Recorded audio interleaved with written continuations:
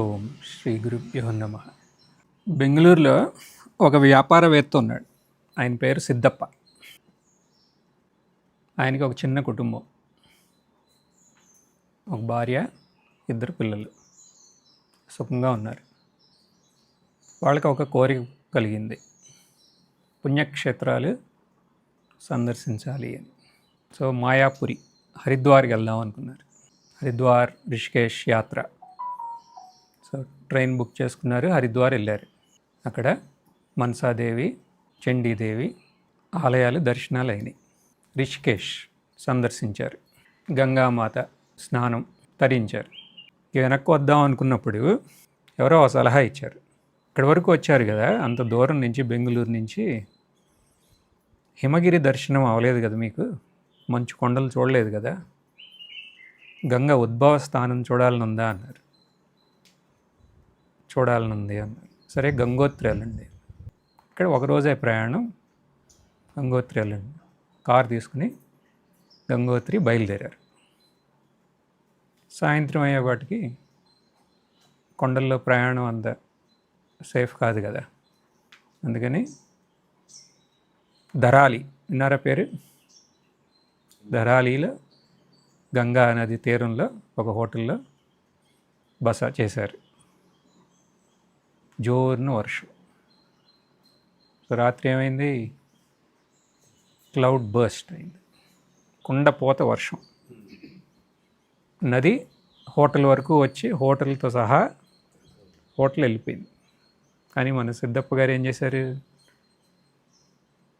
ఏదో ఒక రకంగా వాళ్ళ కుటుంబంతో బయటకు వచ్చారు.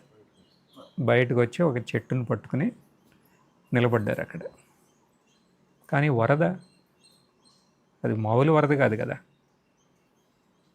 ల్యాండ్ స్లైడ్లు, వరదలు. వాళ్ళు ఎక్కడున్నారో అక్కడ వరకు వచ్చి చెట్టు కూడా కదలటం మొదలైంది.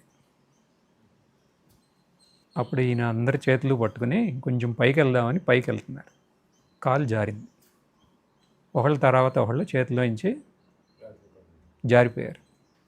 చాలా దుఃఖమైంది. అవుతుంది కదా ఎవరికన్నా. సరే ఇంకేం చేస్తాం, ఎలాగోలా నేనన్నా బయటకు వద్దామని బయటికి ఇక వద్దాం అనుకున్న టైంలో మళ్ళీ వరద ఎక్కువ అవటం వల్ల నీళ్ళ లోనకి వెళ్ళాడు. వెళ్ళే ముందు ఒకటిగా ఒక కేక చేశాడు. ఏమని? మంజునాథ అని అన్నాడు. ఏమైంది అప్పుడు? ఏదో ఒక కేక వినపడినట్టు అనిపించింది. ఏంటి ఆ కేక? నానా నానా నానా అని కేక వినపడతాను. చూస్తే ఏదో చల్లటి నీళ్లు ముఖం మీద పడినట్టు ఉన్నాయి. అప్పుడు ఏంటి పిల్లలు మోతన పడుతుందని కళ్ళు తెరిశాడు. ఎక్కడున్నాడు? బెంగళూరులోనే ఉన్నాడు. ఎక్కడున్నాడు? బెంగళూరులోనే ఉన్నాడు. తడిసి ముద్దయిపోయాడు. ఎందుకని? అది ఎలాంటి స్వప్నం కదా, దుస్వప్నం కదా. అలాంటి స్వప్నం రావటం వల్ల అంత కష్టం అనుభవించాడు. ఎక్కడ? స్వప్నంలో. ఇంట్లోనే. ఇంట్లో అంటే ఆయన ఇంట్లో కూడా కాదు ఇక స్వప్నంలోకి వెళ్ళిపోతే ఇంట్లో కాదు కదా, అది ఖర్చు లేకుండా హరిద్వార్ వెళ్ళాడా. కానీ పాపం ఏమైంది అక్కడ? స్వప్నంలో నదిలో మునిగిపోవాల్సి వచ్చింది. అన్ని కష్టాలు. అలాంటి దుస్వప్నాలు మనకు వచ్చినాయా? వస్తానే ఉంటాయి కదా. అలాంటి స్వప్నం వస్తే దానికి విరుగుడు ఏంటి? మేలుకోవటం. అంతేనా? మేలుకోవటమే. మేలుకుంటే ఆ కష్టం అంతా పోతుందా? పోతుంది. ఎవరికి పోతుంది? మెలకువలో కష్టాలు లేనివాడికే పోతుంది. అవునా?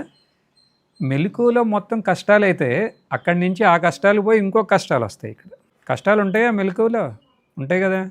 ఫస్ట్ పెళ్ళి అవ్వట్లేదని ఒక ఆయన కష్టం. అవునా? పెళ్ళి అయిన తర్వాత పిల్లలు లేరని ఇంకోళ్ళు కష్టం.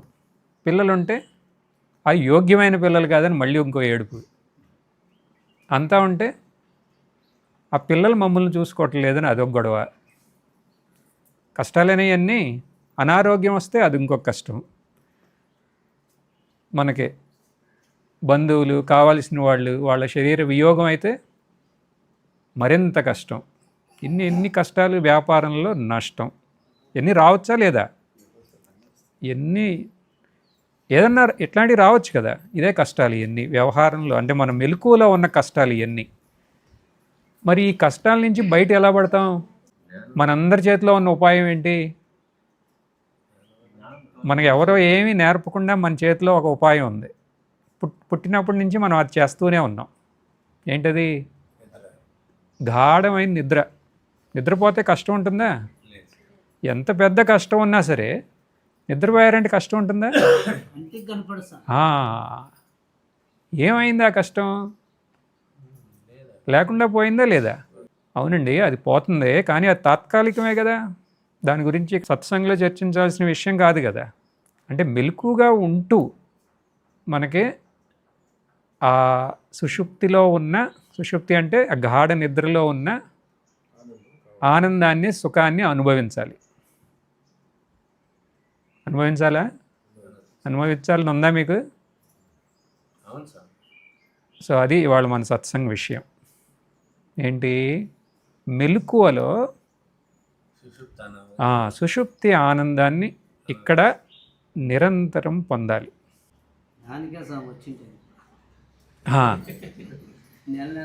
దానికే వచ్చామంటున్నారు. సో అది పొందాలి కదా మనం. ఇది మన విషయం. అవును, అలా పొందగలమా? కానీ అది సులభమేనా? సులభం అంటున్నాం. అది చాలా సులభం అంటున్నాం. ఎందుకనంటే ఇప్పుడు మన దగ్గర లేని దాన్ని మనం కష్టపడి సంపాదించడం కష్టం కదా. ఇది మనతోనే ఉంది ఎప్పుడు. చూడండి, చాలా జాగ్రత్తగా వినాల్సిన విషయం. అది ఎప్పుడు మనతోనే, మనలాగానే ఉంది. అది మనతో లేకపోతే మీరు గాఢమైన నిద్రకు వెళ్ళడానికి మీరు ఏం చేస్తున్నారు చెప్పండి? ఏం చేయకపోతే వస్తుంది కదా. అది ఏమన్నా చేస్తే వస్తుందా? అది చేస్తే రాదు. ఏం చేయకుండా ఉంటే వస్తుంది. అంటే ఎక్కడి నుంచి వస్తుంది అది? మనమే అది అయి ఉండాలి కదా. మనమే అది ఉంది అంటే ఎక్కడ ఉంది అది? ఇక్కడ కూడా ఉందంటున్నాం. ఇక్కడ కూడా ఉంది. మనం అల్లరి చేయకపోతే మన అనుభవంలోకి వస్తుంది. అవునా కదా? మరి అటెంటప్పుడు అది సులభమేనా? చాలా సులభం.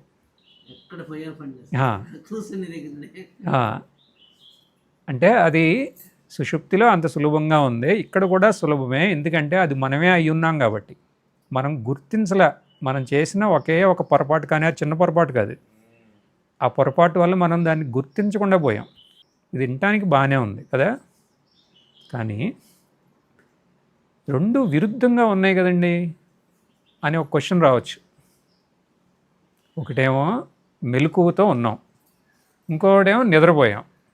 ఆ రెండు విరుద్ధంగా ఉన్నాయి కదా. రెండు కలిసి ఎలా ఉంటాయి? ఇది అయిపోయిన తర్వాత అది వచ్చింది, ఓకే. అది అయిపోయిన తర్వాత మళ్ళీ ఇది, ఓకే. కానీ రెండు ఇక్కడే ఉన్నాయి అంటున్నాం మనం. మెలకువ ఉంది, సుషుప్తి కూడా ఉంది, రెండు ఉన్నాయి ఇక్కడ అంటున్నాం. అది ఎలా సాధ్యం? ఇలాంటి క్వశ్చన్ రావాలి కదా. దానికి ఏంటి ఆన్సర్? ముండకోపనిషత్తు ఏముంటుంది? ద్వా సుపర్ణ సయుజ సకాయ సమాన వృక్షం పరిషస్వ జాతే తయోరన్య పిప్పలం స్వాదస్తి అనశ్నన్నన్యో అభిచాకశీతి. అంటే ఒక వృక్షం, ఒక మహావృక్షం, వృక్షం మీద ఒకే రకమైన పక్షులు రెండు ఉన్నాయి. దాంట్లో ఒక పక్షి ఏం చేస్తుంది? ఆ ఫలం ఆస్వాదిస్తుంది. నిండా ఫలాలు, ఎన్నో ఫలాలు. ఒకటేమో తినగానే ఎంతో తీయగా ఉంది, ఆహా ఏం అదృష్టం అని అనుకుంది. ఇంకోటి తినగానే పుల్లగా ఉంది. పుల్లగా అంటే పళ్ళులో షాక్ వచ్చే అంత పుల్లగా ఉంది. అప్పుడు ఏం చేసింది? తింటాం ఆపిందా? తీపిది కూడా ఉంది కదా ఒకటి అని ఇంకోటి తీసుకుంది. అలాగే తీయగా ఉంది. ఆగల, మళ్ళీ ఇంకొకటి పుల్లగా ఉంది. ఫా కర్మ అనుకుంది. ఇంకోటి తిందామంటే పుల్లగా ఉంది. ఇంకోటి తింటే పుల్లగా ఉంది. ఇది ఎక్కడ కర్మ ప్రారంభం? అన్నీ పుల్లగా ఉన్నాయి. విరక్తి వచ్చేసింది. విరక్తి వచ్చి ఏం తినకుండా అసలు ఏంటి జీవితం అనుకుంటాను. అనుకుని చూస్తే పై కొమ్మ మీద ఇంకొక పక్షి ఉంది. ఆ పక్షి ఏం చేస్తుంది? అభిచాకశీతి, ఏం చేయట్లా, ఊరినే చూస్తూ ఉందంట, శాంతంగా ఉంది. దృష్టాంతం అర్థమైందా? ఇప్పుడు ఈ దృష్టాంతం యొక్క లక్ష్యార్థం ఏంటి? ఈ వృక్షమే ఈ ప్రపంచం, ఈ సంసారం, దాంట్లో మనమే ఆ పక్షి. సో సుఖం ఉంది, దుఃఖం ఉంది. ఒక కర్మం చేస్తే దాంట్లో నుంచి సుఖం వస్తుంది, ఆహా ఏం సుఖం అనుకుంటాం. అవునా? అందరూ గృహస్థులు కాబట్టి ఎక్కువగా వివాహం అయిన తర్వాత సుఖం వస్తుందని అనే ఒక ఆశతోనే చేసుకుంది. ఆశ లేకుండా ఎవరు చేసుకోరుగా. సుఖం వస్తుంది. సుఖం వచ్చిందా? ఎవరెవరు ఇక్కడ భార్యలు లేరు వాళ్ళందరూ ఇట్టా ఇట్టా అంటున్నారు. ఉన్నాళ్ళు ధైర్యం చేయరు. సుఖం వచ్చిందా అంటే వచ్చింది, వచ్చిందా అని అన్నాను అనుకో, వచ్చినట్టే వచ్చి పోయింది. ఫస్ట్ తీగా ఉంది అంటే ఇప్పుడు ఏంటి, నేను ఊరినే ఒక ఉదాహరణ చెప్పాను. ఆ రకంగా ఏ కర్మం చేసినా అంతే. సుఖం ఉందా అంటే ఉంది, ఉందా అంటే అది మనం సుఖాన్ని అనుభవించేలోపు మళ్ళీ దుఃఖం. సరే దుఃఖమా అనుకుంటే మళ్ళీ కొంచెం సుఖం. ఆ పక్షిలాగానే సుఖం దుఃఖం, సుఖం దుఃఖం. ఇక విరామం లేకుండా దుఃఖం వచ్చేసింది అనుకోండి, అప్పుడు ఏం చేస్తాం మనం? ఏంటి ఇది జీవితం అని శ్రీనివాస్ గారు ఎక్కడున్నారు? భూమానంద ఆశ్రమం మేము వస్తున్నామని చెప్పి ఆయనకి ఫోన్ చేసి ఇక్కడికి వస్తారు. అవునా? ఎందుకని? ఏంటి దుఃఖం, దుఃఖమే దుఃఖం. అలాగే ఇక్కడ అలాంటి దుఃఖం వచ్చినప్పుడు మనం గమనించాల్సింది ఏంటంటే, మనలోనే ఈ సుఖ దుఃఖాలకి అంటకుండా ఇంకొక తత్వం మనలోనే మనమై, ఒక శక్తి మనలోనే ఉంది. ఎక్కడుంది? మనలోనే. మనమే అది అయి ఉన్నాం. స్వరూపంగా ఉంది, మన స్వరూపంగా ఉంది. ఎప్పుడు? ఇప్పుడుందా? ఉందే అంటున్నాం. ఎలా ఉంది ఇప్పుడు? ఇక్కడ ఇప్పుడు నేను మాట్లాడే మాటలు మీకు అర్థమవుతుందిగా, మీరు గ్రహిస్తున్నారుగా. ఎలా గ్రహిస్తున్నారు?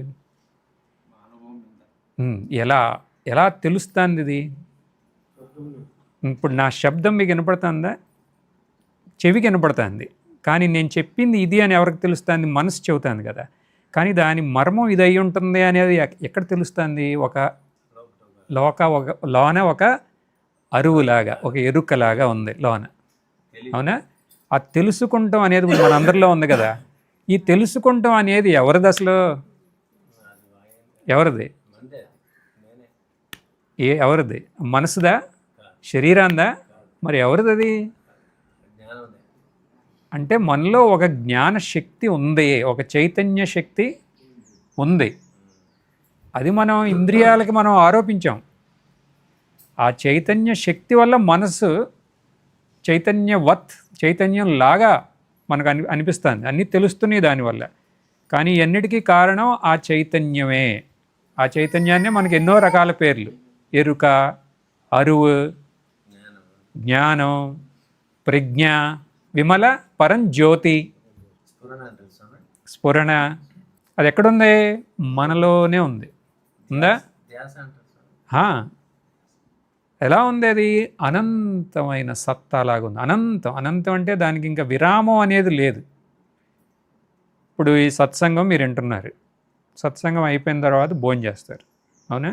భోజనంలో రుచి తెలుస్తున్నాయి కదా. అదే ఆ చైతన్య శక్తి. అది ఏం చేస్తుందంటే ఏం చేయట్లా, అలా చూస్తూ ఉందంటే అన్నీ తెలుసుకుంటూ ఉంది. అన్నీ తెలుస్తున్నాయి. మనం లేచినప్పటి నుంచి మళ్ళీ పడుకునే వరకు ఏమేమి తెలుస్తుందో అది అంతా దేనివల్ల తెలుస్తుంది మనకి? ఆయన్నే శివ అని కూడా అంటాం. అది స్వయం ప్రకాశం, అంతేకాదు సదా ప్రకాశం. సదా ప్రకాశిస్తుంది. అందుకనే మనకి అన్నీ తెలుస్తున్నాయి. కేవలం ఈ మెలకువలోనే కాదు, మనకి స్వప్నంలో విషయాలు ఎలా తెలుస్తున్నాయి మనకి? ఇప్పుడు నాకు ఈ స్వప్నం వచ్చిందని మీరు చెప్తారా? ఎలా చెప్పగలరు మీకు ఆ స్వప్నం వచ్చిందని? అక్కడ ఆ స్వప్నంలో ఉన్నవాడు ఇక్కడికి రాగలడా? రాలేడు. ఇక్కడ వాడు అక్కడికి వెళ్ళగలడా? వెళ్ళలేడు. మరి మీకు ఆ స్వప్నం అలా ఇది నాకు ఈ స్వప్నం వచ్చిందని మీరు ఎలా చెప్తున్నారు? అక్కడ ఇక్కడ ప్రకాశించే ఒక చైతన్యం ఉంది, అదొకటే. సరే, ఈ 2 సార్ల బాగానే ఉంది. గాఢ నిద్రకి వెళ్ళాం, అక్కడ కూడా ఉందా ఇది? ఉన్నారని మనకి ఎక్కడ తెలుస్తుంది? ఉన్నారని అక్కడ ఏం చూశారు మీరు? గాఢ నిద్రలో ఏమేమి చూడలే, అంతేనా? అక్కడ నేను లేనండి, నేను ఏమి చూడలేదుగా అని అనొచ్చు. కాదు, ఇప్పుడు మనం ఆ కుటియాలోకి మిమ్మల్ని పంపించాం. లోన విషయాలు, లోన ఏ వస్తువులు లేవు, అన్నీ తీసేసాం. ఇప్పుడు మీరు వెళ్ళి రండి అన్నాం, మీరు వెళ్ళి వచ్చారు. ఏంటండి మీ అనుభవం అన్నాం. అక్కడ లోనికి వెళ్ళాను, ఏమీ లేవు అన్నారు. ఏమీ లేవు, కరెక్టే, మీరు లేరా అన్నా. నేలాబాటు ఏంటి? నేను ఉన్నాను కాబట్టేగా అక్కడ ఏమీ లేవని నేను చెబుతున్నా అంటాం. అవునా? ఇది అలాగే ఇప్పుడు సుషుప్తిలో మనకి వెళ్ళాం అనుకోండి, అక్కడ వస్తువులు ఏమీ లేవు కాబట్టి మనం ఏం చేసాం? హాయిగా పడుకున్నాం. అంటే అనంతంగా అక్కడ మిగిలిపోయాం.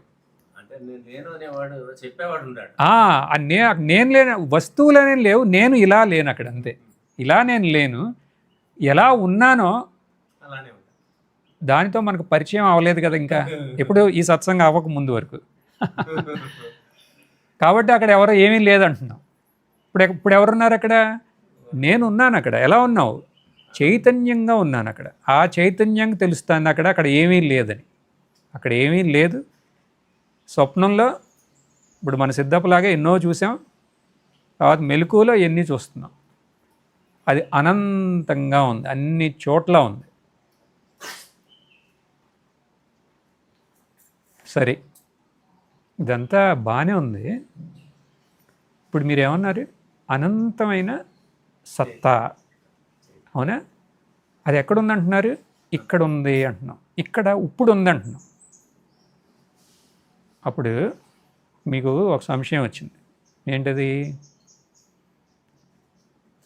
స్వామి, మీరు ఏమి వింటున్నాం కదా అని అలా చెప్పమాండి అని అంటున్నాడు ఆయన. అన్న, ఇప్పుడు ఇక్కడ కూర్చున్నాం మనం, అవునా? ఇక్కడికి ఒక ఏనుగు వచ్చింది అనుకోండి మధ్యలోకి, మనం చూడకుండా ఉంటామా? దాన్ని చూస్తామా? ఇప్పుడు మీరు చెప్పేది అలా ఉందంటున్నాడు ఆయన. ఏంటి? ఇక్కడ ఉన్నదేమో అనంతమైన సత్తా, చైతన్యం. కానీ మాకు ఇప్పటివరకు తెలవదు, మాకు అనుభవంలో లేదుగా. మరి ఉందని మీరు ఎలా అంటున్నారు? నేనేం మాట మార్చినా ఉందే అంటున్నా. మరి అనుభవంలో ఎందుకు లేదు అది? ఎందుకంటే మన అనుభవంలో ఉన్నవన్నీ శబ్ద స్పర్శ రూప రసగంధాలే. అంటే మన కళ్ళతోనో మన చెవితోనో, అంతే కదా, ఈ వస్తువులతోనే మనకు పరిచయం. ఇప్పుడు మనం మాట్లాడేదానికి అలా ఒక ఫోటో ఏం లేదు చూపించటానికి. ఇక్కడే ఉంది అది, ఆ చైతన్యం, ఆ ఎరుక. మరి నాకు అనుభవంలో ఎందుకు లేదంటే నీకు అది పరిచయం చేయలే, అంతే. చూడండి, పరిచయం చేయనంత వరకు అది లేదు. పరిచయం చేస్తే ఎప్పటిదాకా ఉంది? ఇక ఎల్లప్పుడూ ఉంటుంది. దాంట్లో నుంచి మనం పక్కకే వెళ్ళలేం, అవునా? పరిచయం వాళ్ళ పేరేంటి? గురువు.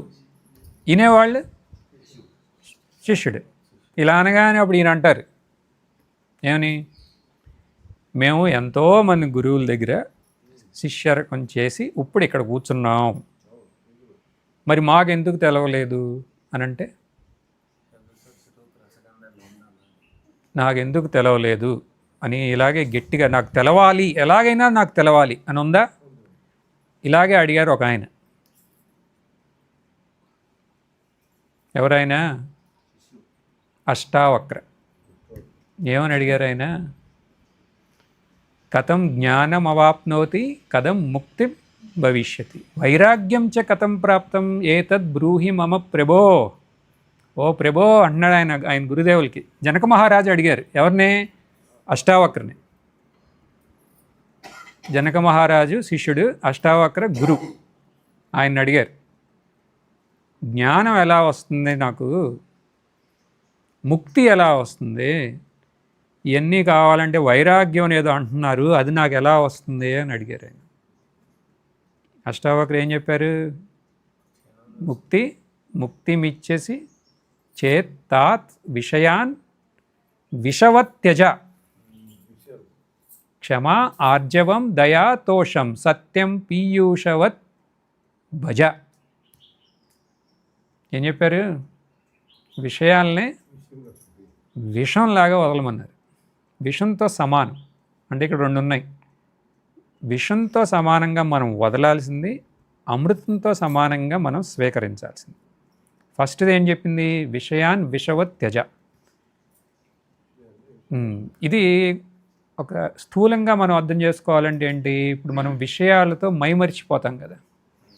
మైమరిచిపోతే వాటి సత్యత్వాన్ని మనం గుర్తించం. ఇప్పుడు ఒక చిత్రం ఉందనుకుందాం, ఇప్పుడు దాని మీద ఒక సినిమా వెళ్తుంటే ఆ సినిమాతో మనం తాదాత్మ్యం, ఆ విషయాలతో తాదాత్మ్యం ఉన్నంత వరకు, అంటే దాంట్లో మైమరిచిపోయినంత వరకు దానికి ఆధారంగా ఉన్న ఆ తెరని మనం గుర్తిస్తామా? గుర్తించలేం కదా. వాళ్ళతో పాటు మనం ఏడుస్తాం, మనం నవ్వుతాం, మనం ఏదేదో చేస్తాం, వాళ్ళు ఏమేం చేస్తే అది. కానీ ఇది అంతటికీ ఆధారంగా ఒక తెర ఉంది అనేది గుర్తించం. అలాగే ఇక్కడ కూడా మనం ఈ వస్తువులతో మైమరిచిపోతే, విషయాలతో మనం వాటికి అధిష్టానంగా ఉన్న ఆ సత్యాన్ని మనం గుర్తించలేకపోతాం. ఇది బాగా స్థూలమైంది. సూక్ష్మమైంది ఏంటి?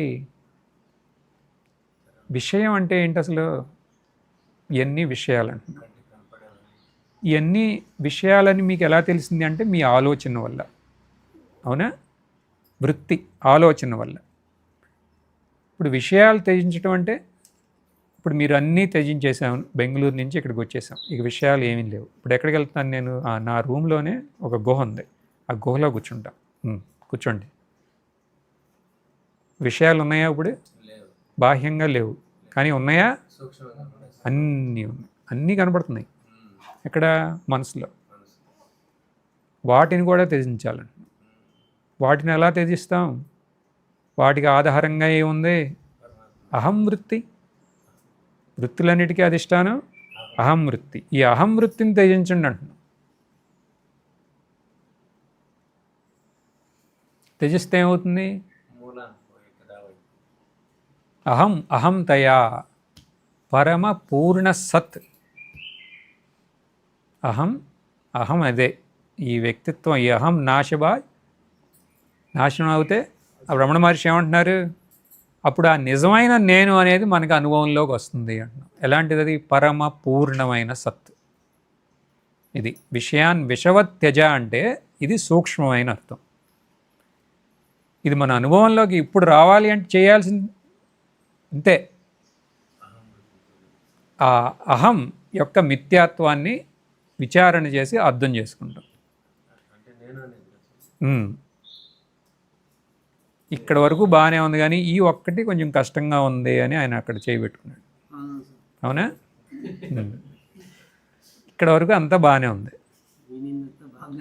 కానీ ఈ విషవత్యజ ఇదేంటండి?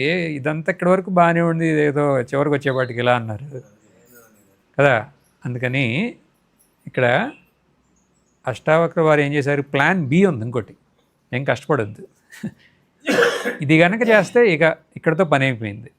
ఇది కష్టంగా ఉంటే ఏం పర్వాలా, అది చేయటానికి మీకు అన్ని రకాల మిమ్మల్ని తయారు చేస్తామంటున్నారు ఆయన. ఎలా? ఒక 5 రత్నాలు చెప్పారు ఇక్కడ, వీటిని అలవర్చుకోండి అన్నారు.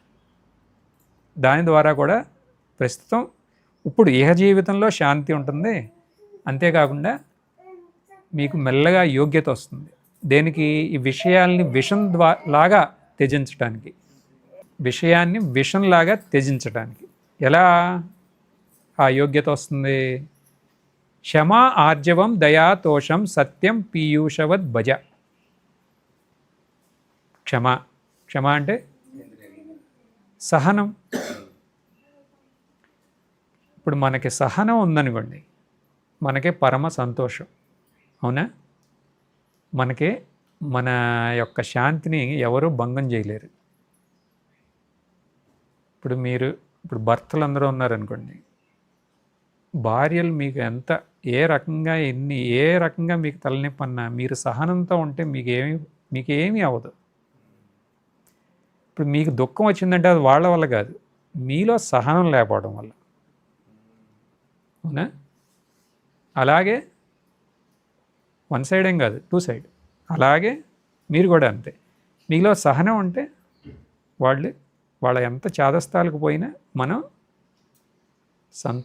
ఆనందంగా ఉంటాం. అంటే మన చేతిలోనే ఉంది మన శాంతికి మర్మం. సహనం ఫస్ట్ది. క్షమ. ఆర్జవం అంటే ఏంటి? ఆర్జవం అంటే కాపట్యం లేకుండా ఉంటాం, నిష్కపటం. కపటం లేదు ఇంకా. మనస వాచ కర్మణ, స్ట్రైట్ ఫార్వర్డ్. అక్కడ కాపట్యం ఏమీ లేదు. అంటే లోన ఒకటి అనుకుని ఇంకొకటి చేసి ఈ రకమైన ఉంటుంది, అది ఉండకూడదు అంటున్నా. ఎందుకని? మనం దేన్ని ఇప్పుడు సాధించాం అనుకుంది? మన స్వరూపాన్ని. అవునా? ముందు మనకు ఒక స్పష్టత ఉండాలి. మనం ఎందుకు సాధిద్దాం అనుకుంటున్నాం, ఎందుకు తెలుసుకుందాం అనుకుంటున్నాం, దీన్ని తెలుసుకోవాలంటే నేరుగా వెళ్ళాలి కదా. మనం నేరుగా వెళ్ళాలంటే ముందు మన ప్రవృత్తిలో క్లియర్గా ఉండాలి, నేరుగా ఉండాలి. యూ షుడ్ బి క్లియర్ అనమాట మనం. తర్వాత ఈ మనస్సు, వాక్, మనం చేసే క్రియ అన్నీ ఒకే లైన్లో ఉన్నాయి అనుకోండి, అప్పుడు అన్నిటి యొక్క శుద్ధి అవుతుంది. అవుతేనే మన స్వరూపం మనకి స్పష్టం అవుతుంది. దానివల్ల ఇక్కడ కూడా మనకు శాంతంగా ఉంటాం. అవునా? క్షమ, ఆర్జవం. మూడవది ఏంటి? దయ అంటే కరుణ. ఇప్పుడు మనతో పాటు ఉన్నవారి కష్టాలు మన కష్టాలలాగా భావించి మన స్థాయిలో మనం ఏం చేయగలమో అది చేయటం వాళ్ళ శ్రేయస్సు కోసం. ఇది కరుణ అంటే. కరుణ అంటే కేవలం లోకా సమస్త సుఖినో భవంతు అని అనుకుంటాం కాదు. ఇది మనతో పాటు ఉన్నవాళ్ళు ఫస్ట్ అసలు మన ఇంట్లో అక్కడి నుంచి మొదలెట్టాలి. ఇది తర్వాత ఇరుగు పొరుగున, తర్వాత ఎవరైనా సరే వాళ్ళ కష్టాలు ఉంటే అది మన కష్టాలలాగా భావించి మన స్తోమతకి మనం ఏం చేయగలమో అప్పుడప్పుడు ఒక మంచి మాట అవ్వచ్చు, అది చేయటం. ఇది కరుణ. దీనివల్ల మనకి దయ అనేది మనకు లభ్యమవుతుంది. క్షమ, ఆర్జవం, దయ. తర్వాత తోషం అంటే ఏంటి? సంతృప్తి. తృప్తి అనేది చూడండి. తృప్తి అనేది లేకపోతే ఎంత కోటీశ్వరుడన్నా బికారితో సమానం. అవునా? ఎంత కోటీశ్వరుడైనా సరే ఇక తృప్తి అనేది లేకపోతే ఇంకేముంటుంది? ఎంత బికారి అయినా సరే తృప్తి ఉంటే వాడు కోటీశ్వరుడితో సమానం. ఇప్పుడు నా కోసం కాదండి, మా పిల్లల కోసం అంటారు కొంతమంది. నేను సంపాదించి వాళ్ళని కూడా మేము కొంచెం ఇప్పుడు ఆ పిల్లల్ని కూడా బాగా సవ్యంగా చేసి వాళ్ళకి ఏ రకంగా ఖర్చు పెట్టినా వాళ్ళ వరకు ఆస్తి ఉన్న వాళ్ళతో నేను మాట్లాడా. వాళ్ళు ఏమంటున్నారు తెలుసా? ఇప్పుడు వాళ్ళ పిల్లల కోసం అంట. ఎవరి కోసం? వాళ్ళ పిల్లల కోసం కూడా ఈయనే సంపాదిస్తున్నాడంట. ఇక్కడ ఏం చెప్పాలి ఇంకా? బ్రహ్మంగారు ఏమన్నారు? ఎంత ఇచ్చిపోయినా ఇంతేనా అని ఏడ్చు, నీ వాళ్ళని నమ్ముకుని నిగ్గుతావెందుకు అంటున్నారు. అవునా? అది ఎంత ఇచ్చిపోయినా అమ్మో ఎంత ఇచ్చావు అనుకోరు, ఇంతేనా అని ఏడుస్తారంట. ఏమైనా అర్థం ఉందా? అందుకని వాళ్ళ గురించి వదిలేయండి. ఇప్పుడు మనం తృప్తిగా ఉండాలనుకుందాం. మనం ఎలా ఉంటాం? సంతృప్తిగా ఉండాలి. మనకే ఇచ్చారు కదా ఈశ్వరుడు. మనకి ఈశ్వరుడు ఇచ్చాడా? ఈశ్వరుడు ఇస్తే ఎంత ఇచ్చినా ఇంతేనా అని ఏడవటం కన్నా ఇంతన్నా ఇచ్చావు అని చెప్పి సంతృప్తిగా ఉండొచ్చా? ఈ రెండిట్లో మన చేతిలో ఉంది ఎటు వెళ్తాం అనేది. ఎంత ఇచ్చినా ఆయన ఇంతేనా అని అడవచ్చు మనం, లేకపోతే ఇంత ఇచ్చావు అని చెప్పి సంతోషంగా ఉంటుంది. ఈ రెండిట్లో మీ చేతిలో ఉంది. ఒకటి పట్టుకున్నారనుకోండి ఇక శాంతి అనేది లేదు, ఇంకొకటి పట్టుకుంటే శాంతిమయం. ఇప్పుడు మీ ఇష్టం ఎటు వెళ్ళాలనుకునేది. క్షమ, ఆర్జవం, దయా, తోషం, తర్వాత సత్యం అంటున్నాం. మనం మన యొక్క సత్యత్వాన్ని మనం తెలుసుకోవాలనుకుంటే మన ఆచరణలో సత్యం అనేది ఉండాలి. ఇప్పుడు వీటిని కనుక మనం అవలంబిస్తే ఇక్కడ శాంతి ఉంటుంది, మనకి యోగ్యత కూడా ప్రాప్తం అవుతుంది. దేనికోసం ఆ యోగ్యత? విషవత్ త్యజ, విషయముల్ని విషంలాగా త్యజించటానికి. దాని ద్వారా మన నిజస్వరూపాన్ని దర్శిస్తాం. సో ఇవాళ మనం ఏం చర్చించాం? ఆ నిజస్వరూపమే మన సుషుప్తి స్వరూపం. సుషుప్తిలో మన గాఢ నిద్రలో ఏదుందో అది ఇక్కడ అనుభవించాలి అంటే అది ఇక్కడ ఉన్నదే. ఈ ఐదుని పాలిస్తే ఈ విషయాల్ని విషంలాగా త్యజించే విచారణ, ఆత్మవిచారణ చేసే యోగ్యత వస్తుంది మనకి. అవునా? దాని ద్వారా మనతో ఎప్పుడు ఎల్లప్పుడూ మనలాగా ఉన్న మన స్వరూపంని గుర్తించి స్వరూపంలాగా ఉండగలిగే శక్తి మనకు కలుగుతుంది. ఈ రకంగా అది కలిగింప చెయ్యమని గురుదేవుని ప్రార్థిస్తూ సత్సంగం ఉపసంహరిద్దాం. ఓం పూర్ణమదః పూర్ణమిదం పూర్ణాత్ పూర్ణముదచ్యతే పూర్ణస్య పూర్ణమాదాయ పూర్ణమేవావశిష్యతే. ఓం శాంతి శాంతి శాంతి.